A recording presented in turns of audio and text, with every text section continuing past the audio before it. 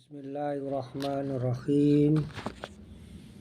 Berniat menghikmai dengan membaca surat Al-Fatihah yang ditulis oleh Profesor Dr. M. Quraishi Shihab. Bismillahirrahmanirrahim. Alhamdulillahirabbil alamin. Ar-Rahmanirrahim. Maliki yaumiddin. Iyyaka na'budu wa iyyaka nasta'in. Ihdinas siratal mustaqim.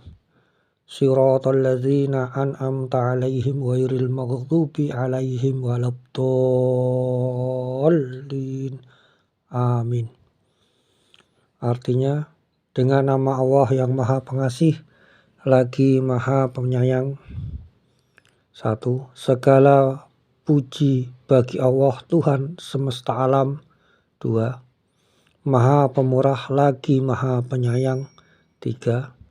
Yang menguasai hari pembalasan. 4. Hanya Engkaulah yang kami sembah dan hanya kepada Engkaulah kami memohon pertolongan. 5.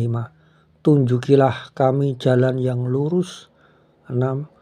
Jalan orang-orang yang telah Engkau beri nikmat, bukan jalannya mereka yang Engkau murkai, bukan pula jalan orang-orang yang tersesat. 7. Ayat keempat, Maliki yaumiddin, pemilik atau raja hari pembalasan.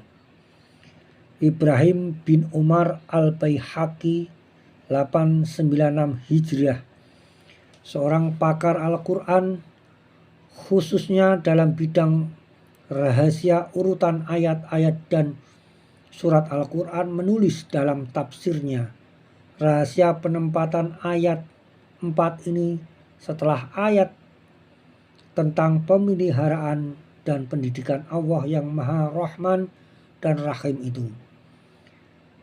Pemelihara dan pendidik yang bersifat Rahman dan Rahim boleh jadi tidak memiliki sesuatu.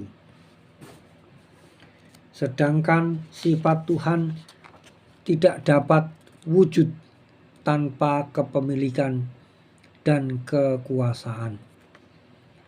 Karena itu, kepemilikan dan kekuasaan dimaksud perlu ditegaskan, dan hal inilah yang dikandung oleh ayat keempat ini.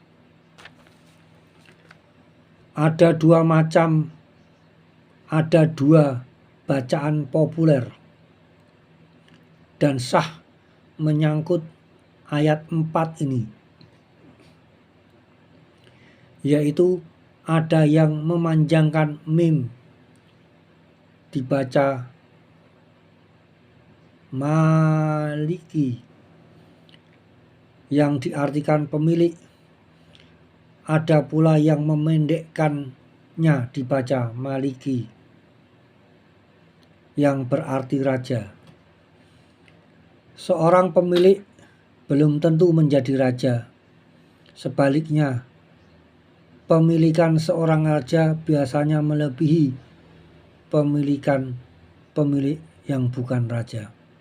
Kata raja biasanya digunakan untuk menyebut penguasa atas manusia, sedang kata pemilik untuk penguasa atas harta benda yang tidak bernyawa. Atas dasar pertimbangan ini, sementara ulama lebih senang bacaan yang berarti raja, karena ia memberi kesan keagungan dan kebesaran. Di samping itu, kata mereka, Al-Quran memang mengisyaratkan bahwa Allah Subhanahu wa Ta'ala adalah raja pada hari pembalasan. Dalam Al-Quran banyak ayat-ayat yang menegaskan hal ini, antara lain Surat 6 ayat 73, dan baginya kerajaan atau kekuasaan pada hari ditiup sangkakala. Kerajaan pada hari itu, kiamat, adalah milik Allah. Al-Quran 22 ayat 56. Namun demikian, yang memilih bacaan pemilik tidak kekurangan argumentasi. Menurut mereka, bacaan yang memanjangkan mim itu berlebih satu huruf dibanding dengan bacaan yang memendekkannya. Dan seperti diketahui, setiap huruf Al-Quran yang dibaca akan memperoleh satu ganjaran. Sehingga dengan demikian ganjaran yang diperoleh pembaca yang memanjangkan mim itu melebihi ganjaran yang diperoleh oleh yang memendekkannya. Nabi Muhammad Rasulullah Shallallahu Alaihi Wasallam menyatakan, barang siapa membaca satu huruf dari kitab Allah Al-Quran, maka baginya satu ganjaran. Saya tidak berkata bahwa alif, lam, mim satu huruf, tetapi alif satu, lam satu, mim satu. Menurut hemat penulis, kedua bacaan dan makna yang dikemukakan di atas benar adanya, serta dapat didukung oleh ayat-ayat Al-Quran. Surat Ali Imran ayat 26 menegaskan bahwa Tuhan adalah pemilik kerajaan.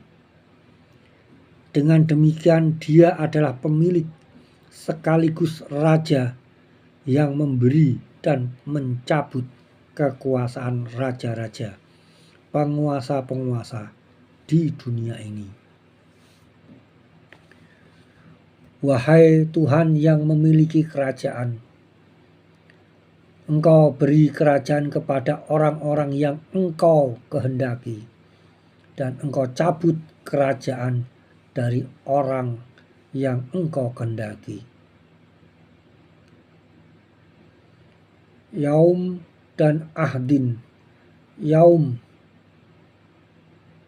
Yauma biasa diterjemahkan hari.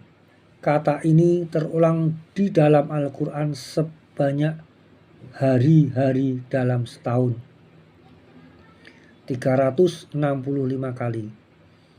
Namun demikian, tidak semua kata tersebut mengandung arti yang sama dengan hari yang kita kenal dalam kehidupan di dunia ini. Al-Quran menggunakan kata yaum dalam arti waktu atau periode yang terkadang sangat panjang menurut urutan kita. Alam raya diciptakan dalam 6 hari. 6 hari di sini tentu bukan dalam arti 6 kali 24 jam. Kelahiran Isa alaihissalam juga dinamainya hari kelahiran. Ini tentunya hanya berlangsung beberapa saat.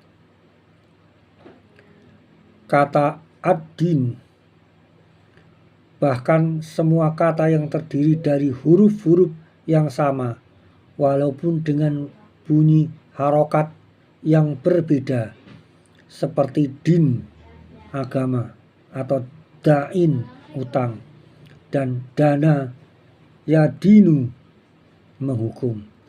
Kesemuanya menggambarkan hubungan dua pihak di mana pihak pertama mempunyai kedudukan yang lebih tinggi dibanding dengan pihak kedua. Perhatikanlah hubungan antara si peminjam dan pemberi pinjaman, antara yang dihukum dan yang menghukum, dan antara Tuhan yang menurunkan agama dengan manusia yang beragama. Kata ad-din dalam ayat ini diartikan sebagai pembalasan atau perhitungan atau ketaatan, karena pada hari itu terjadi perhitungan dan pembalasan Allah. Karena ketika itu semua makhluk tanpa kecuali menampakkan ketaatannya kepada Allah dalam bentuk yang sangat nyata. Kita tidak tahu persis berapa lama berlangsung hari dalam Yaum ad-din itu. Baik kata ad-din diartikan pembalasan maupun perhitungan. Al-Quran hanya menginformasikan bahwa Tuhan melakukan perhitungan dengan sangat cepat. Dan Allah Maha cepat perhitungannya. Al-Quran surat kedua 202. Benar, ada riwayat yang menyatakan bahwa perhitungan yang dilakukan Allah ketika itu hanya berlangsung bagaikan waktu memeras susu. Namun, selain kesaksian ayat ini masih dipertanyakan juga kandungan makna. Kandungan makna dari ibarat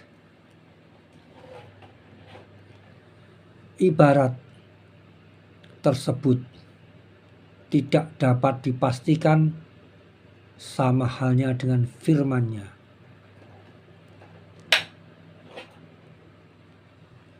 Dan tiadalah perintah kami kecuali hanya satu perkataan sesingkat kejapan mata.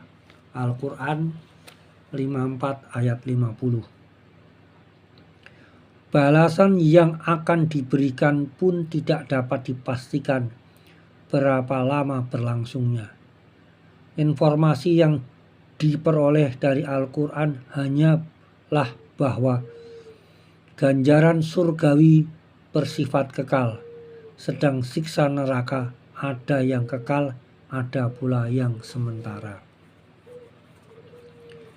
Sementara ulama menggarisbawahi bahwa balasan atau ganjaran yang diberikan ketika itu adalah bersifat perorangan, bukan kolektif. Para ulama itu membagi balasan ganjaran Tuhan menjadi balasan ganjaran duniawi dan ukhrawi. Pembalasan duniawi diberikan Allah kepada orang per orang atau secara kolektif yang menaati hukum-hukum Allah yang berkaitan dengan alam dan kemasyarakatan. Siapa saja boleh muslim ataupun non-muslim. Yang menaati hukum-hukum itu pasti mendapat imbalannya dalam kehidupan dunia ini, misalnya berupa kesejahteraan hidup.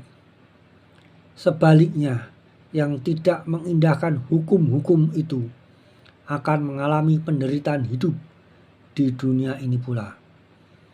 Balasan ukhrawi tidak bersifat kolektif, tetapi orang per orang, dan hari pembalasan yang dimaksud dalam ayat keempat surah ini adalah hari pembalasan untuk orang per orang. Pendapat ini didukung oleh firman Allah dan tiap-tiap mereka makhluk yang ada di langit dan di bumi akan datang kepadanya pada hari kiamat dengan sendiri-sendiri. Al-Quran surah ke-19 ayat ke-95. Syed Bakir Asdar menulis dalam tafsirnya Tafsir At-Tauhidi yang membahas tentang As-Sunnah atau Ruqyah fil Al-Quran, hukum-hukum sejarah dalam Al-Quran mempunyai pandangan yang berbeda.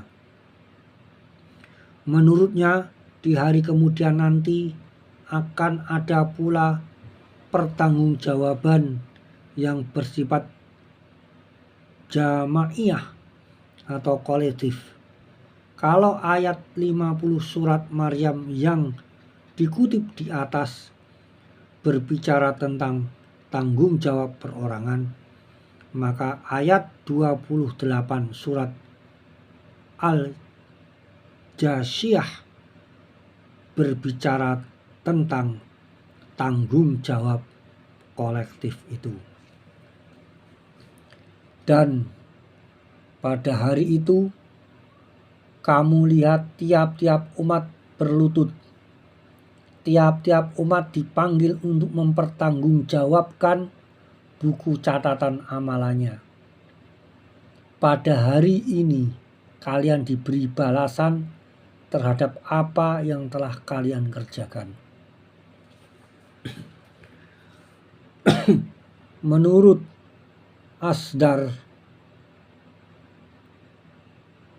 Menurut As-Sodar, tujuan dari pertanggungjawaban ini adalah untuk memulihkan hak kepada pemiliknya.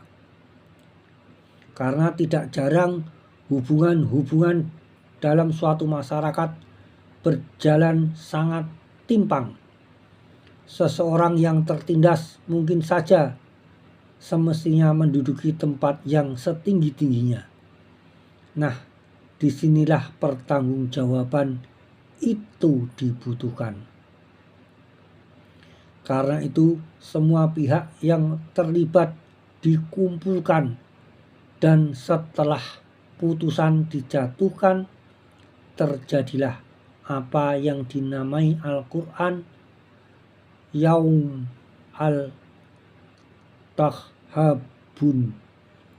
hari ditampakkannya kesalahan-kesalahan. Dalam konteks ini Allah berfirman, hari yang pada waktu itu Allah mengumpulkan kamu pada hari pengumpulan. Itulah hari At-Tahabun. Al-Quran surat ke-64 ayat 9. Ayat 4 di atas menyatakan bahwa Allah adalah pemilik raja di hari kemudian. Paling tidak ada dua makna yang dikandung oleh penegasan ini, yaitu pertama, Allah yang menentukan dan Dia pula satu-satunya yang mengetahui kapan tibanya hari tersebut. Sebagaimana dinyatakan dalam firman-Nya, sesungguhnya pengetahuan tentang hari kiamat itu ada pada sisi Tuhanku. Tidak satu makhluk pun yang dapat menjelaskan waktu kedatangannya kecuali Dia semata. Al-Quran surat ke-7 187. Kedua, Allah menguasai segala sesuatu yang terjadi dan apapun yang terjadi ketika itu. Kekuasaannya sedemikian besar sampai-sampai jangankan bertindak atau bersikap menentangnya, berbicara pun harus dengan seizinnya. Dan pada hari itu, ruh, malaikat Jibril, dan para malaikat yang lain berdiri bersaf-saf. Tidak ada yang berbicara kecuali yang diizinkan oleh Ar-Rahman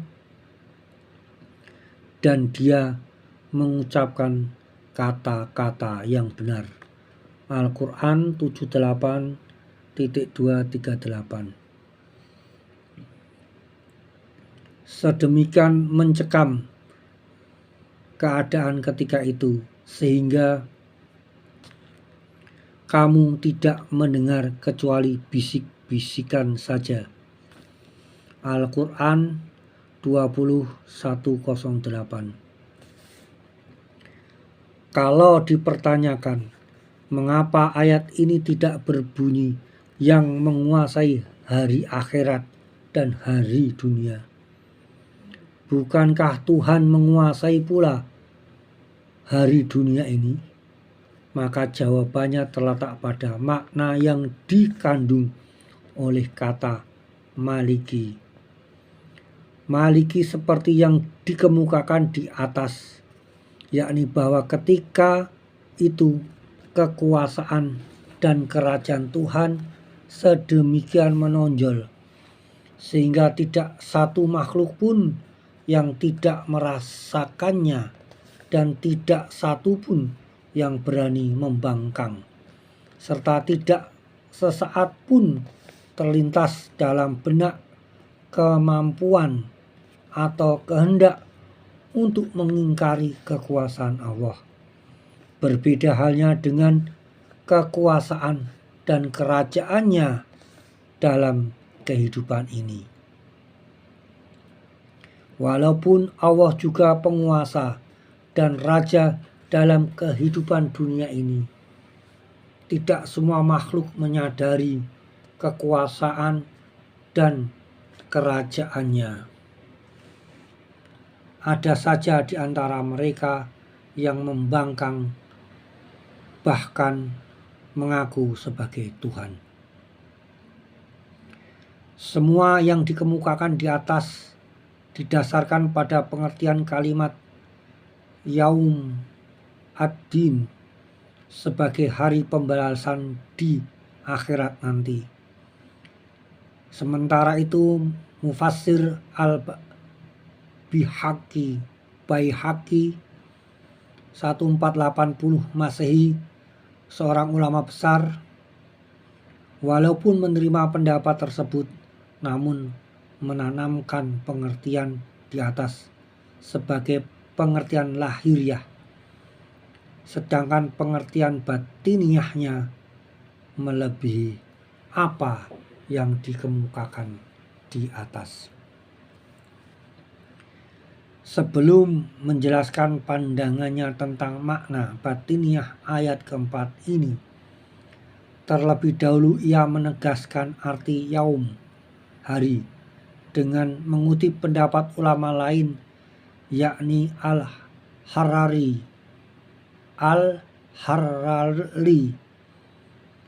Menurut ulama ini, yaum, hari dalam bahasa Al-Quran berarti suatu saat yang cukup bagi terselesaikannya suatu perbuatan nyata, baik singkat maupun panjang. Hari pembalasan dalam ayat ini secara lahiriah adalah hari tampaknya secara jelas kehadiran Allah Subhanahu wa Ta'ala dalam memberikan balasan kemandirian yang menjadikan semua pihak yang tadinya ragu atau menduga memiliki kemampuan menjadi tidak berkutik sama sekali. Hari itu dimulai dari saat kebangkitan dari kubur sampai dengan saat kekekalan di surga atau di neraka. Inilah yang disebut Al-Baihaqi.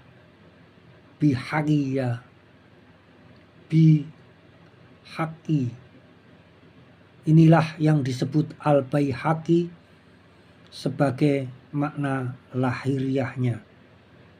Adapun makna batiniahnya adalah bahwa pada hakikatnya hari pembalasan bermula sejak saat seseorang melakukan pelanggaran. Pada saat itu pula lah terjadi pembalasan Tuhan. Pembalasan ini menurutnya tidak ditunda, hanya saja terkadang ia tidak tampak. Dan di sanalah letak batiniahnya.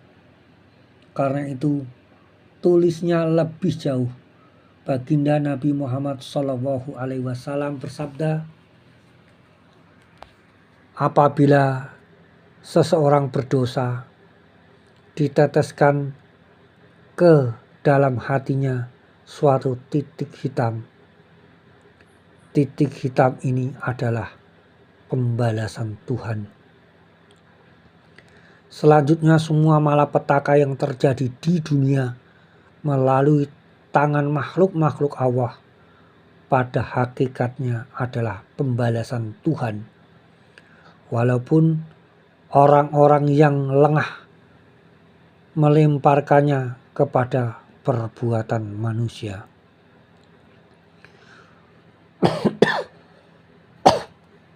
Allah berfirman,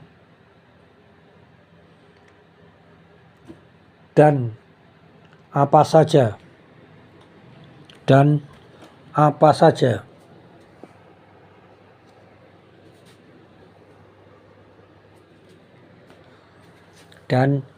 saja malapetaka yang menimpa kamu, maka itu disebabkan perbuatan tanganmu sendiri. Dan Allah memaafkan banyak dari kesalahanmu. Saya ulangi, dan apa saja malapetaka yang menimpa kamu, maka itu disebabkan perbuatan tanganmu sendiri. Dan Allah memaafkan banyak dari kesalahan-kesalahan kamu. Al-Quran 42:30. Penyakit yang diderita manusia adalah cambuk Tuhan kepada hambanya. Tulis Al-Baihaqi lebih lanjut. Berdasarkan bunyi hadis baginda Nabi Muhammad Rasulullah SAW, penyakit adalah cambuk Allah di dunia. Dengannya Allah mendidik hamba-hambanya.